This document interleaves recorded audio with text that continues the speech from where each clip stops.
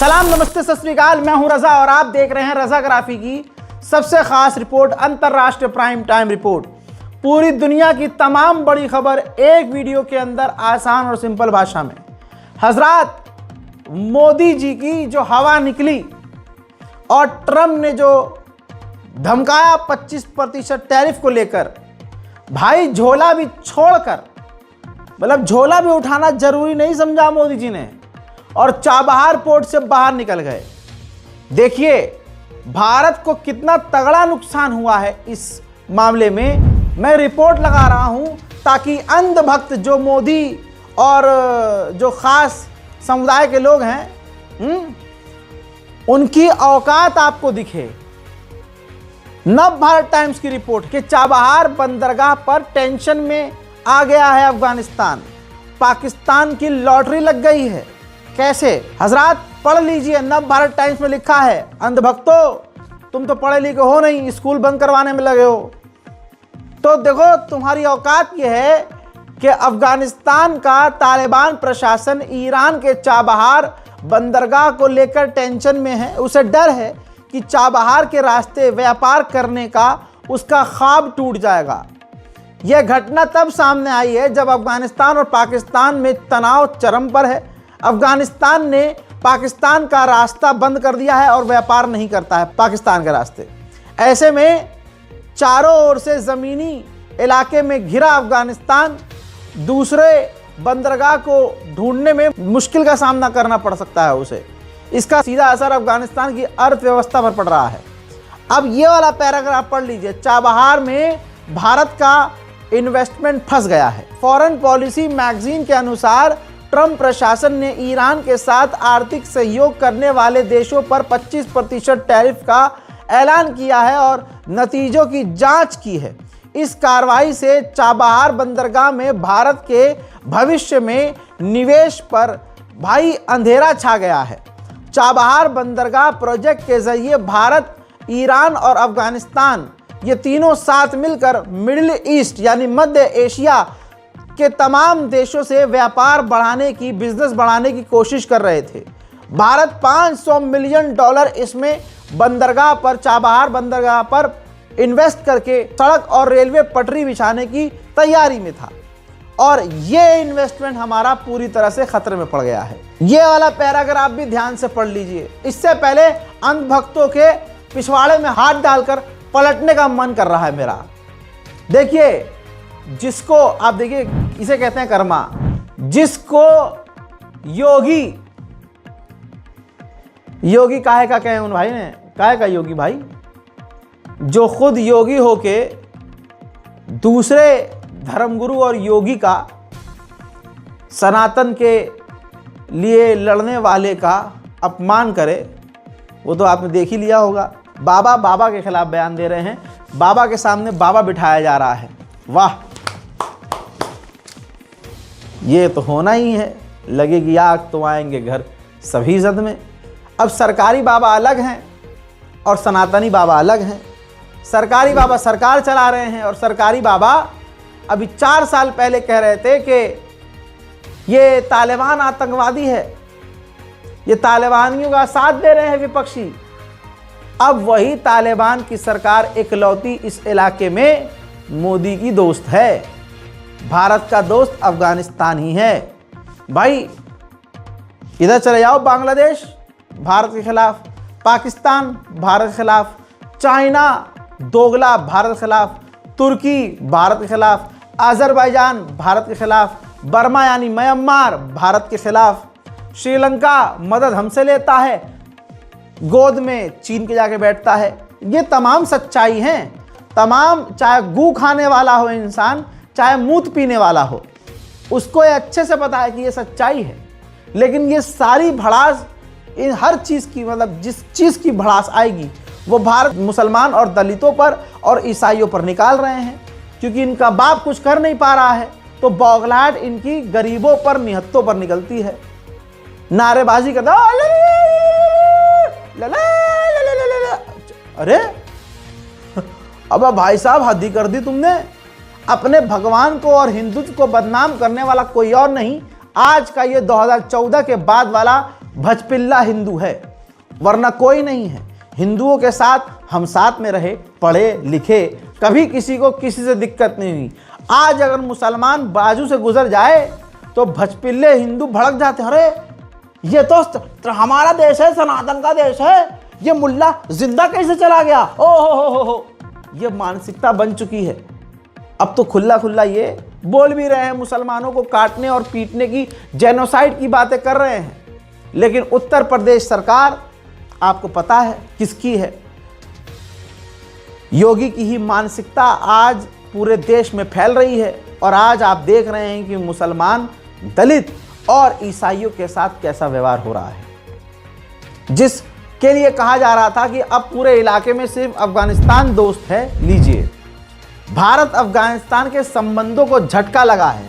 नव भारत टाइम्स में ये पूरी खबर छप चुकी है। आर्थिक विशेषज्ञ मोदब्बर ने कहा है कि चाबहार मार्ग से व्यापार करने वाले देशों पर हाल में ही अमेरिकी प्रतिबंध बहुत आक्रामक और धमकी भरा कदम लग रहा है, जो नैतिक मापदंडों के लिए भी खतरा है। इसलिए इस मार्ग से व्यापार करने वाले किसी भी देश पर नेगेटिव इम्पैक्ट पड़ सकता है। फॉरेन पॉलिसी ने इस बात पर जोर दिया कि चाबहार अभी भी भारत के लिए रणनीतिक तौर से बहुत ज़रूरी है, क्योंकि यह अफगानिस्तान और मिडिल ईस्ट तक पहुंचने के लिए भारत के लिए एक वाहिद अकेला रास्ता है। मैगजीन ने लिखा कि तालिबान शासन के तहत अफगानिस्तान में स्थिरता दिख रही है। अफगानिस्तान में हालात ख़राब हो रहे हैं और वो भारत के साथ अपने संबंध बढ़ा रहा है ताकि दोनों मिलकर ट्रेड कर सकें। लेकिन जिस रास्ते से वो अब ट्रेड कर रहे थे, यानी चाबहार पोर्ट से, वो ही बंद हो गया है और मोदी पीछे हट गए हैं। तो इससे अब रिश्ता अफगानिस्तान और भारत का भी ख़राब हो जाएगा। कैसे? क्योंकि अफगानिस्तान तक हम चाबहार पोर्ट के ज़रिए पहुंचते हैं। पाकिस्तान की बल्ले बल्ले क्यों हो गई है, इसी रिपोर्ट में बताया गया है।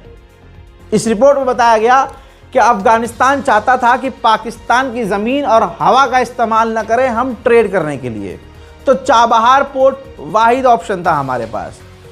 भारत के पास भी चाबहार पोर्ट वाहिद ऑप्शन था अफगानिस्तान सामान भेजने के लिए, बिजनेस करने के लिए और वहाँ से सामान लेने के लिए। अब जब वो पोर्ट ही छोड़ दिया है तो भारत और अफगानिस्तान की कनेक्टिविटी खतरे में पड़ चुकी है और पाकिस्तान की बल्ले बल्ले हो गई है। पाकिस्तान यही चाहता था कि भारत और अफगानिस्तान मिडिल ईस्ट तक सामान पहुंचाने के लिए पाकिस्तान की ही गुलामी करें, पाकिस्तान के ही आगे उनको झुकना पड़े। अब ये होता हुआ नज़र आ रहा है। अब कोई राष्ट्रवादी, फर्जी राष्ट्रवादी गोबर के नशे में आकर 4 गाली लिख कर चला जाएगा तो आप समझ जाइएगा तीर सही जगह लग गया है। हजरात, मोदी और मोदी के जितने चाहने वाले हैं, ये भाई कितने बड़े लेवल के झूठे हैं। आज तो सोचिए, उस आदमी का ऐसा फर्जी जलवा है कि जो उसका फैन मिलेगा आपको झूठा मिलेगा। सही बात है, झूठे का झूठा फैन मिलेगा। मोदी सरकार ने कहा था कि अमेरिका ने जो धमकी दी कि तेल लेना बंद कर दो रूस से, हम अभी भी तेल ले रहे हैं, जबकि हकीकत यह है कि चुपके से रूस से तेल लेना ना के बराबर कर दिया है हमने। रिपोर्ट आप खुद देख लीजिए। भारत ने रूस की जगह ब्राज़ील, यूएई और अंगोला से तेल लेना शुरू किया है और रशिया से तेल लेना कम कर दिया है। इसीलिए तो डोनाल्ड ट्रंप ने कुछ दिन पहले कहा था कि मोदी मुझे खुश करने की कोशिश कर रहे हैं। न जाने प्रधानमंत्री ट्रंप को खुश करने के लिए क्या क्या करेंगे आगे।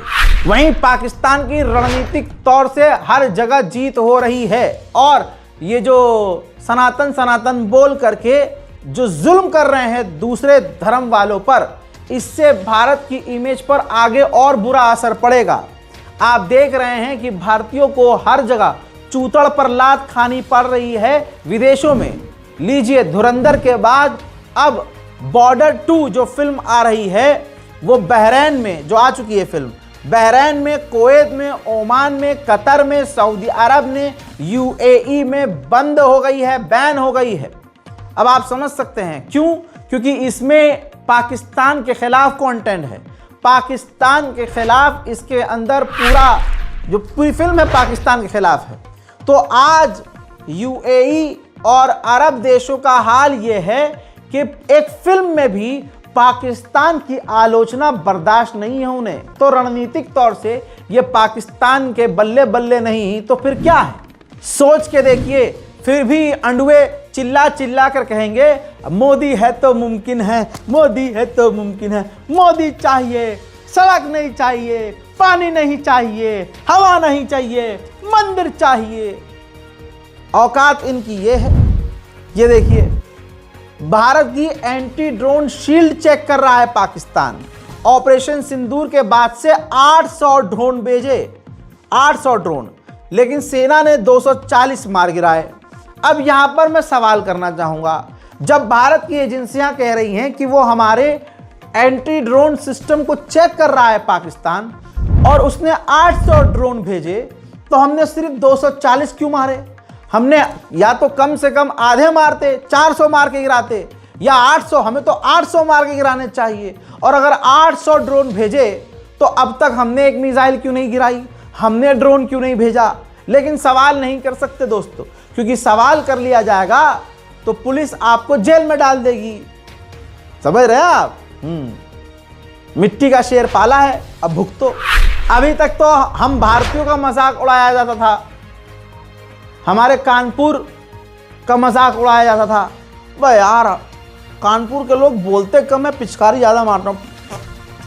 और ऐसे ही लखनऊ के नवाबों का, लखनऊ के लोगों का कि भाई अरे बड़ा पान, आजमगढ़ के लोगों का मजाक, अरे बड़ा पान खा, पनवाड़ी हो एकदम यार, हट। हजरात, हम तो आम लोग हैं, ये आम लोग हैं। पाकिस्तान की हालत आप क्या ही समझेंगे।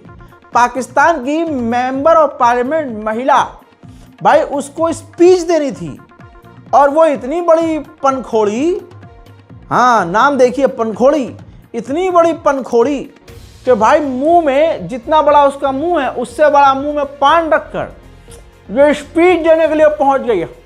अस्सलाम वालेकुम, अस्सलाम। अच्छा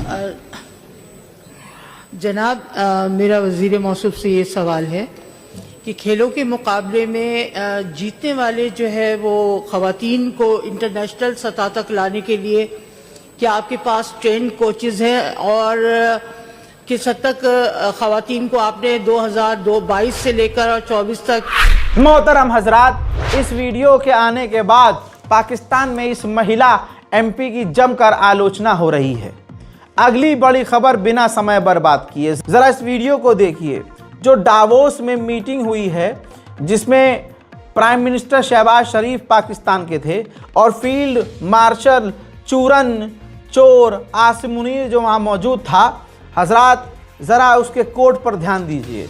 खबर ये चल रही है कि ये तुर्की के विदेश मंत्री और पाकिस्तान के मिनिस्टर बिल्कुल दोस्ती और दोस्ताना अंदाज में बात कर रहे हैं। अगर आप आसिम मुनीर के जैकेट पर जो उन्होंने पहना हुआ है ब्लेज़र, उस पर ध्यान देंगे तो पता ये चलेगा कि एक्सपर्ट बता रहे हैं कि इन्होंने बुलेट प्रूफ जो है अंदर जैकेट पहनी हुई है, यानी वहाँ भी इनको पता था कि इन्हें कोई नाप सकता है, कोई भी इन्हें छेद देगा। तो भैया ये डावोस में भी अपने आप को सेफ महसूस नहीं कर रहे थे आसिम मुनीर, पूरा अंदर जो है बुलेट प्रूफ जैकेट पहनी हुई है इन्होंने। बांग्लादेश में इलेक्शन करीब हैं। बांग्लादेश में अमेरिकी एम्बेसी ने झूठ फैलाया है कि चाइना बांग्लादेश में इलेक्शन को जो है नुकसान पहुंचा रहा है।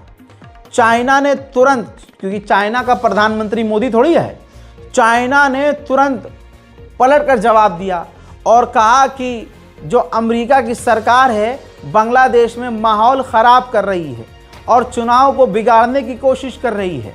हमारा बांग्लादेश के चुनाव में कोई भी रोल नहीं है। अच्छा, ये जो टन टन टारा वाले हैं, टनाटन टारा, हजरात इनका दोगलापन देखिए।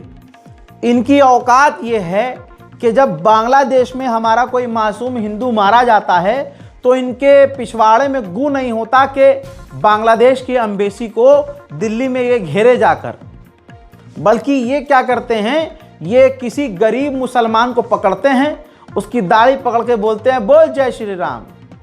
समझ रहे हैं?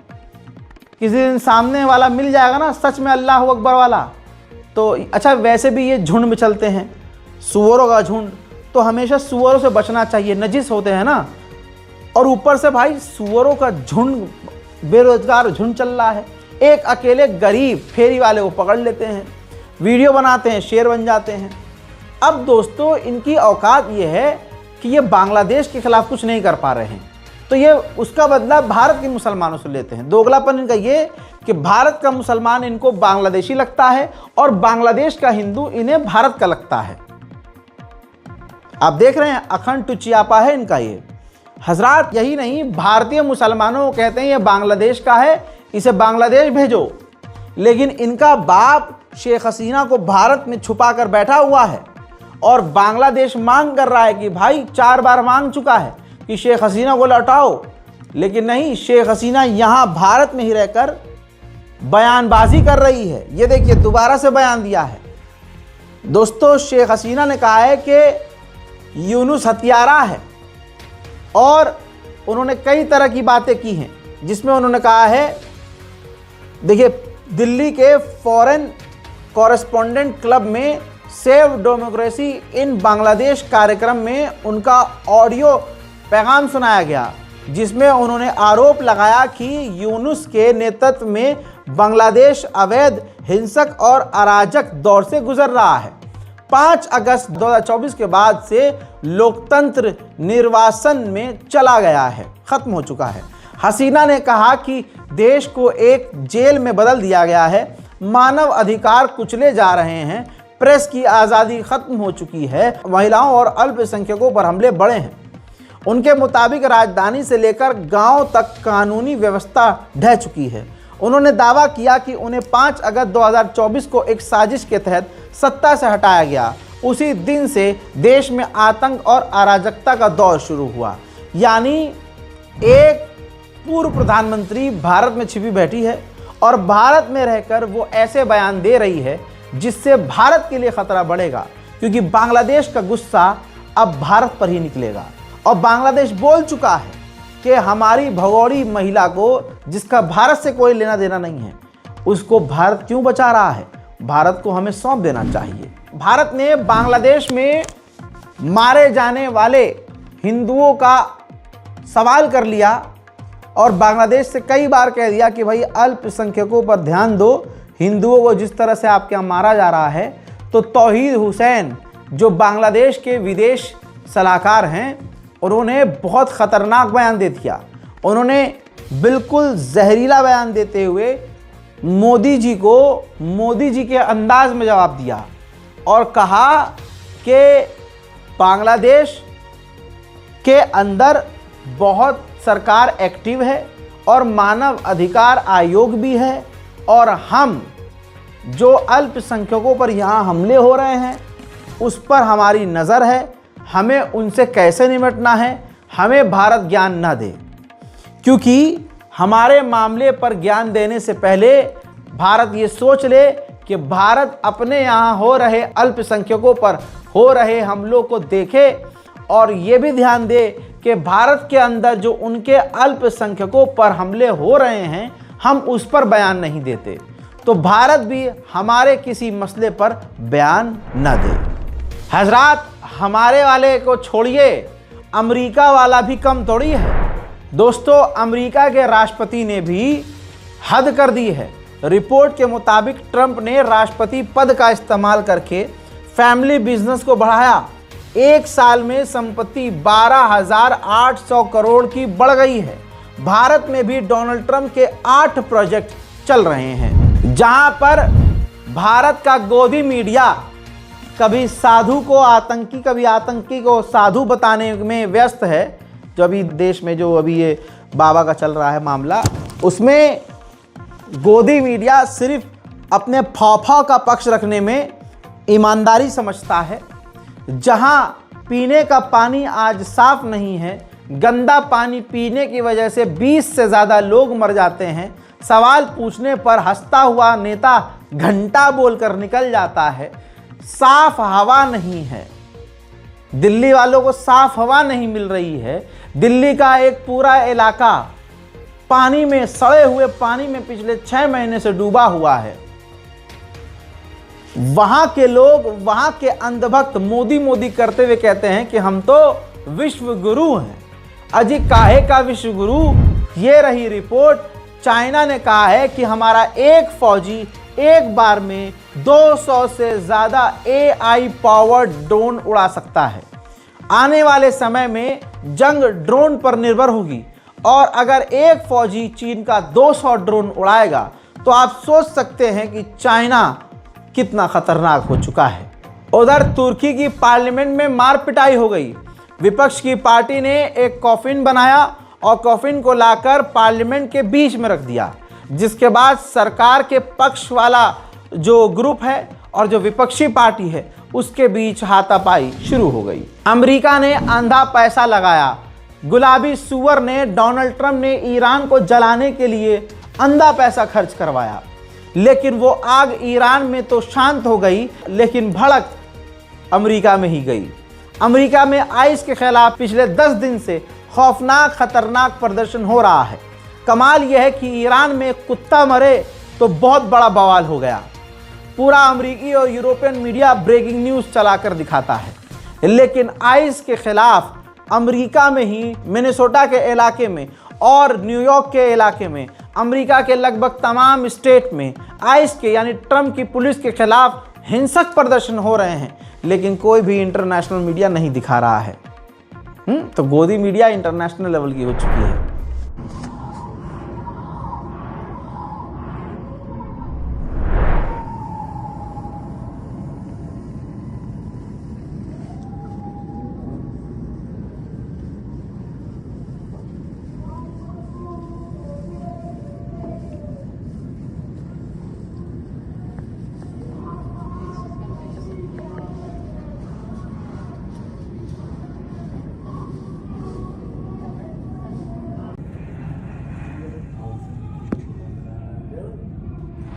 उधर भारत में नरसंहार बिल्कुल करीब आ चुका है। योगी आदित्यनाथ की मशीनरी और पसंदीदा लोग योगी आदित्यनाथ के ही इलाके में मुसलमानों के नरसंहार की बात माइक में चीख चीख कर बोल रहे हैं, जैसा उनको अच्छे से पता हो कि जब योगी आदित्यनाथ जी ने हमें ये काम दिया है तो हम खुलकर कुछ भी बोलेंगे, यूपी पुलिस क्या ही कहेगी। कमाल यह है कि जहां मुसलमानों के नरसंहार की बात दिन के उजाले में माइक में चीख चीख कर कही जा रही है और यूपी पुलिस अंधी, बहरी और गूंगी हो चुकी है, वही यूपी पुलिस घर के अंदर शांतिपूर्वक तरीके से घर वाले की मर्जी से 8-9 लोग नमाज क्या पढ़ लेते हैं कि सनातन धर्म हिल जाता है, सरकार हिल जाती है कि ये तो सनातन को नुकसान पहुंचाया जा रहा है, ये तो हिंदुत्व को नुकसान पहुंचाया जा रहा है। ऐसी है योगी आदित्यनाथ की मानसिकता। तो आप सोचिए, देश का बेड़ा गर्क नहीं होगा तो विकास होगा? जरा देखिए और एक एक जुमले को सुनिए। इस पर अभी तक FIR नहीं है और FIR होगी भी नहीं। और मान लीजिए FIR हो भी गई तो गिरफ्तार होने से पहले ये रिहा हो जाएगी। अब जब रिहा होगी तो ये और बड़ी नेता बन जाएगी। यही इनका ब्लूप्रिंट है, यही रिपीट होता रहता है। अब मुसलमानों को सोचना होगा कि उन्हें क्या करना है। हिंदुओं को ही मार रहे हैं, हम इस भारत के अंदर अब इनको और बर्दाश्त नहीं करेंगे। अगर वो आपके 2 लोगों को नहीं मानते, आपके दीपू चंद्र राज को जिंदा जलाया, आप उनके 100 लोगों को खत्म करोगे तब जाकर शांति आएगी।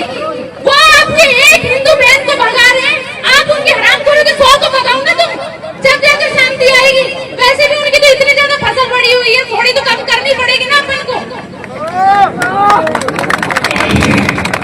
तो मेरी जितनी भी माताएं बहनें उनसे मेरा एक ही अनुरोध रहेगा कि भाई आप लोग पूरा घर चलाते हैं, आदमी देखो कमाई करके घर लेकर आता है पैसा, लेकिन आप उसको पूरा मैनेज करते हैं। इन मुसलमानों से अगर आप हजरात, आप जानते हैं जब आप जोकर को अपना घर का जो है माई बाप बनाओगे तो वो जो जोकर है उसे सर्कस के अलावा आता क्या होगा? ऐसे ही जाहिल को तुम चुनोगे तो वो जहालत को ही आगे बढ़ाएगा।